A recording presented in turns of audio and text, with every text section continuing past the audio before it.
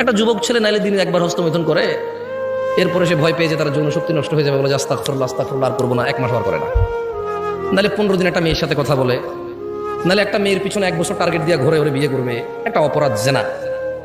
একটা লোক নাহলে 1 বোতল মদ খাইছে বন্ধু বান্ধব নিয়ে বৈশা, মদ পৃথিবীর মানে অন্যতম অপরাধের মধ্যে একটা, কারণ এই মদ খেলে মানুষ জানাও করে, মদ করে জানাও করে, অশ্লীলতা জড়ায় পড়ে। এখন এই 1 বোতল মদ খেলো, পরের দিন আরে সব মানুষ কি ব্যবসায়ী হয় নাকি? এই এলাকার পোলাপানি সিগারেট খায়, খুঁজা খায়, আমি জানি। এরকম বহুত পোলাপান আছে, দোস্ত একটা দিই, তার কাছে টাকা নাই একটা সিগারেট খাওয়ার, তো তাহলে কয় প্যাকেট সিগারেট খাই দিল? অত টাকা নাই তো, ওরা বড় যে টাকা দিচ্ছে, স্যান্ডেল কিনছে, জুতা কিনছে, মোবাইলে রিচার্জ করছে পাবজি খেলার জন্য, প্রেমিকার মোবাইলও কিছু টাকা পাঠাইছে, এরপরে কয় টাকা থাকে সিগারেট খাওয়ার জন্য? ভাই ওর বাপ 1 লাখ ইনকাম করে 4 বারে পকেট খরচ দেয়।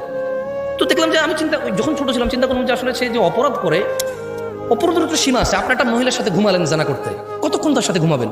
কতদিন লাগাতার এভাবে আপনি জানা করেন? আমি চিন্তা করলাম 99টা দফতর খুলবে অপরাধের।